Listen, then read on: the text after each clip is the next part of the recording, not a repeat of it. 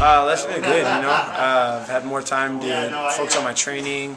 Haven't had to go to work, but been doing a lot of different PR stuff like that. So, kind of before the Ultimate Fighter, it was a lot of just fight, and now it's been a lot of PR work. So you see all the business behind the fighting. So it's a little bit different, a little bit overwhelming at times, but it's great to know that I've touched a lot of people.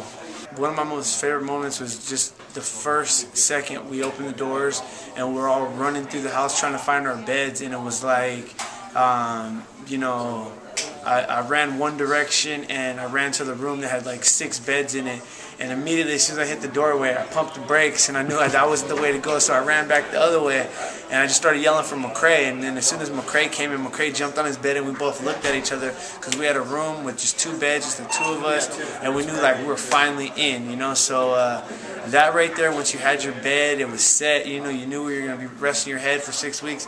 That was one of the best feelings ever in the house. You know, I feel like this is the greatest opportunity.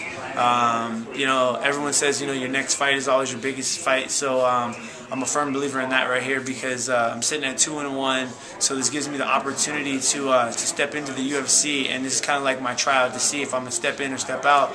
And you know, after I win this fight on Saturday night, this is going to be the fight that kind of gives me the ability to grow and mature in the UFC.